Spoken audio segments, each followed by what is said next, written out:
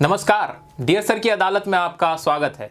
Dear sir की अदालत में आज हम पेश करेंगे इंग्लिश की दुनिया के दो ऐसे प्रेपोजिशंस को जो सबको कंफ्यूज करते हैं। Please welcome since and for.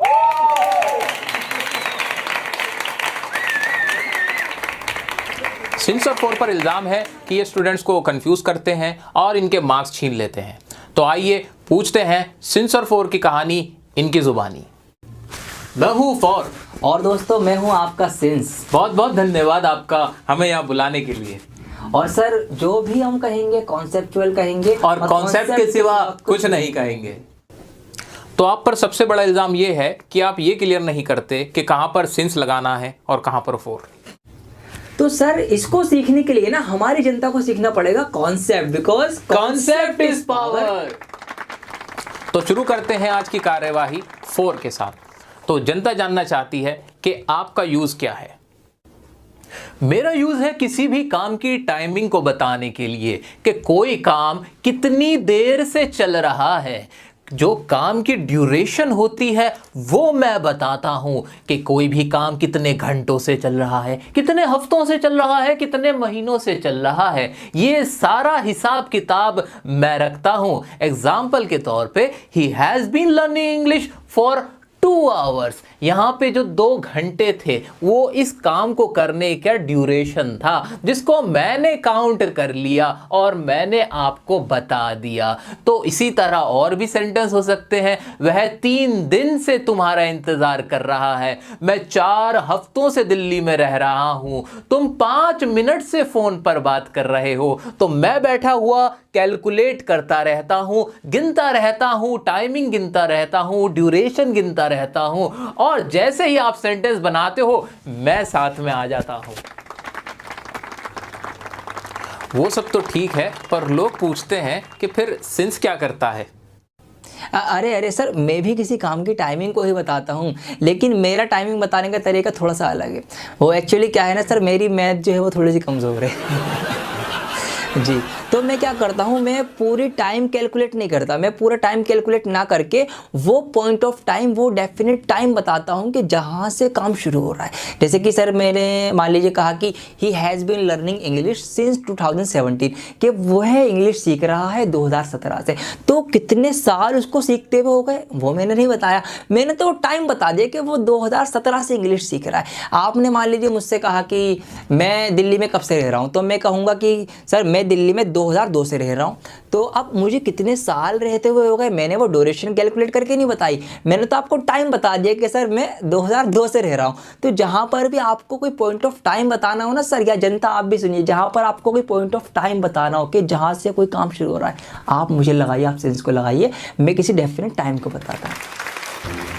आप दोनों डियर सर की अदालत में आए और अपना अपना पक्ष रखा, इसके लिए आपका बहुत बहुत धन्यवाद। तो मुझे उम्मीद है कि अब जनता को सिंस और फॉर का इस्तेमाल समझ में आ गया होगा। तो आइए आगे बढ़ते हैं। तो दोस्तों कैसा लगा आपको सिंस और फॉर से मिलकर? मजा आया ना? कॉन्सेप्ट भी समझ में आया। और मैं अब जल्दी से क्विक रिवीजन करा देता हूं आपका। तो हमने अभी तक क्या सीखा कि फॉर का इस्तेमाल होता है पीरियड ऑफ टाइम को बताने के लिए, यानी एक समय अवधि पता चल जाती है। और सिंस का इस्तेमाल कहां होता है? पॉइंट को बताने के लिए कि इस टाइम से काम शुरू हुआ था, बस। आइए अब मेरे साथ कुछ एग्जाम्पल है, उन्हें सॉल्व करने में मेरी हेल्प कर दीजिए। पहला एग्जाम्पल है, she has been walking dash 5 hour. जैसे ही मैंने 5 देखा दिमाग में मेरे घंटी बजी। घंटी ये बजी कि जो 5 आवर्स है, 5 घंटे हैं, ये एक ड्यूरेशन है कि काम चला, 1 घंटा हुआ, 2 घंटे हुए, 3 घंटे हुए, और ऐसे करते करते 5 घंटे हो गए। पूरी एक ड्यूरेशन हमें पता चल गई। तो इसके आगे मैं क्या लगा दूंगा? बड़े आराम से मैं फॉर लगा दूंगा और आंसर मेरा आ जाएगा। ये फॉर आ गया। नेक्स्ट है, we have lived here dash 1985। 1985 दे रखा है कि साल 1985 से हम यहां रह रहे हैं। अब एक बात बताइए, जब एक पॉइंट दिया गया हो तो क्या लगता है? तो लग जाता है सिंस। बहुत ही इजी था। 1985 एक पॉइंट ऑफ टाइम था कि भाई जो समय था उसमें से बस एक समय, इतना सा ये पॉइंट था, ये मेरे को देखना था और कुछ नहीं देखना था। ये नेक्स्ट हमारा एग्जांपल क्या है? It's been raining dash 8 o'clock। 8 o'clock का मतलब यहां क्या हुआ कि भाई 8 बजे से बारिश हो रही है। अब यहां भी जो 8 बजे दिखा रहा है, क्या ये कोई पीरियड को दिखा रहा है? नहीं, इसने बता दिया भाई यहाँ 8 बजे से बारिश हो रही है, आगे का मुझे कुछ भी नहीं पता, यानी एक पॉइंट बताया था, पॉइंट बताया तो हम क्या लगाते हैं, सिंस लगा देते हैं। मैंने सिंस लगा दी, कितने आराम से कर पा रहा हूं मैं। नेक्स्ट है, I have been suffering from fever dash midnight. Midnight इसके बारे में तो हमने नहीं सीखा था, अरे सीखा हुआ है। हमें क्या याद रखना है, पॉइंट याद रखना है। जहां मैथमेटिक्स वाली कैलकुलेशन आपको नहीं करनी पड़ती तो वहां सिंस आ जाता है। मिडनाइट में कोई मैथमेटिक्स की कैलकुलेशन करनी पड़ रही है, गिनना पड़ रहा है कि कितने घंटे, कितने दिन, कितने आवर, नहीं ना। आ जाओ यहां पर क्या लगा दोगे, सिंस लगा दोगे। मिडनाइट हो गया, मॉर्निंग हो गया या इवनिंग हो गया, इन सब के साथ भी सिंस लगता है क्योंकि ये डेफिनेट टाइमिंग होती है। डेफिनेट टाइमिंग होगी तो सिंस होगा, और जो इंडेफिनेट हो, जो पक्की नहीं हो, तो उसके साथ फोर का इस्तेमाल होता है। आइए आगे बढ़ते हैं। The children have been playing cricket 2 hours, 2 घंटे। गिन लिया, 4 बैठा हुआ था, गिन रहा था साइड में बैठा हुआ, तो मैं क्या लगा दूंगा, 4 लगा दूंगा। बड़े इजीली कर लिया। आगे बढ़ेंगे। I have not met her, अब मैं इसके बारे में नहीं बताऊंगा, इसका आंसर आप बताओगे कमेंट में मुझे। अब कुछ ऐसे एग्जांपल हैं, कुछ ऐसे यूजेस हैं सिंस और फॉर के जो आपको नहीं मालूम, वो भी मैं अभी आपको बताता हूं। आइए चलिए उन्हें भी सीख लेते हैं। आइए अब मैं आपको सिखा देता हूं फॉर के 3 ऐसे इस्तेमाल जो आपके एग्जाम में पूछे जाएंगे और आपको बहुत हेल्प करने वाले हैं।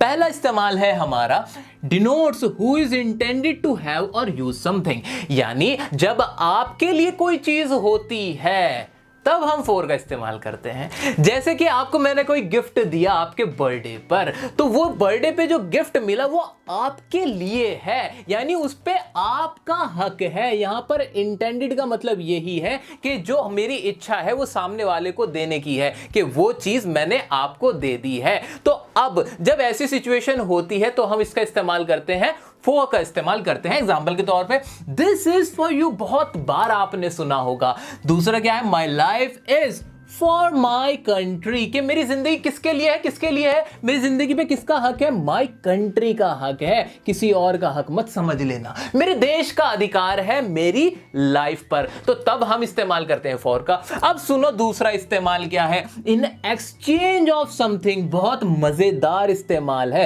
किसी चीज को एक्सचेंज करने के तौर पे। मेरे से गलती से कट गया, ये समथिंग है भाई।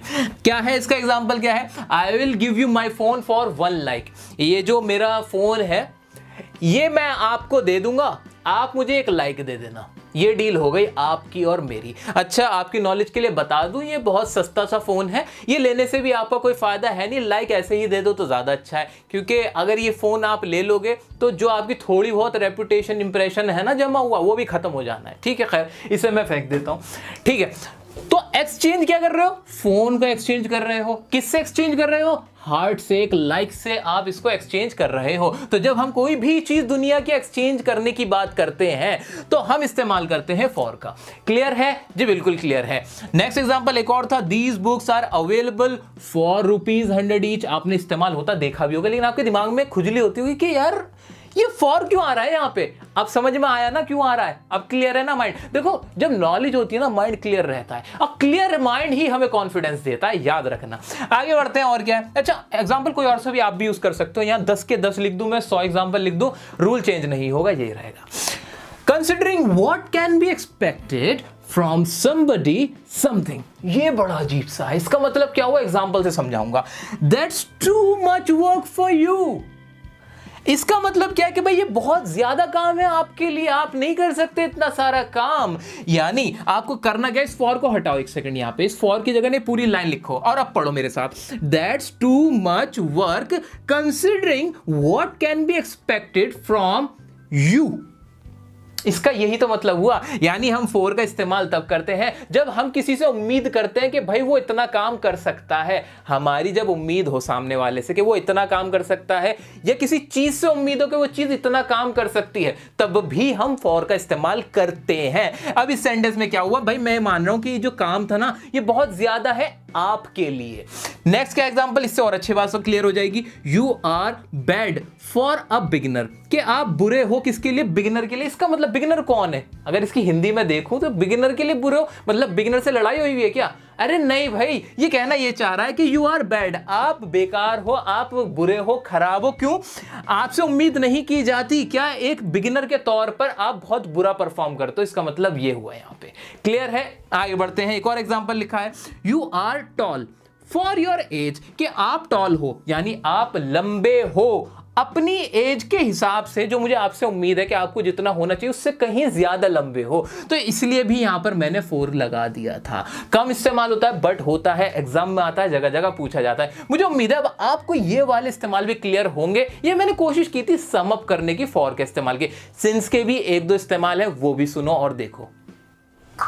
सिंस का एक और इस्तेमाल होता है, मुझे लगा आपको बता दूं ताकि आपको याद रहे। सिंस का इस्तेमाल होता है रीजन बताने के लिए। अब रीजन कैसे बताया जाता है? इस तरह बताया जाता है, since he was ill he did not attend my birthday party, क्योंकि वह बीमार था उसने मेरी बर्थडे पार्टी अटेंड नहीं की। तो इस तरह से सिंस का इस्तेमाल यहां हमने देखा कि टाइम के लिए नहीं हुआ भाई, टाइम के लिए नहीं हुआ बल्कि रीजन बताने के लिए।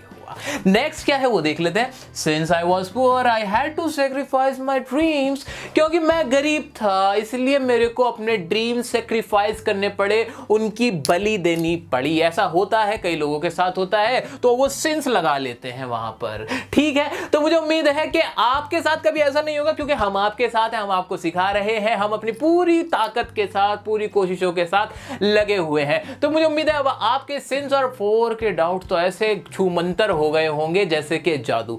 तो वीडियो कैसी लगी जरूर बताइएगा। और अभी फिलहाल कुछ कह रहे हैं आपके सर, कुछ कह रहे हैं।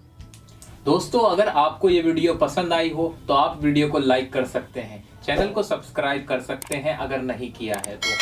और ये वीडियो आपको कैसी लगी कमेंट करके हमें ज़रूर बताइए, और मुझे बताइए कि आप किस वर्ड को हमारी अदालत में देखना चाहते हैं। तब तक के लिए बने रहें डियर सर के साथ। मिलते हैं अगली वीडियो में किसी और शख्सियत के साथ।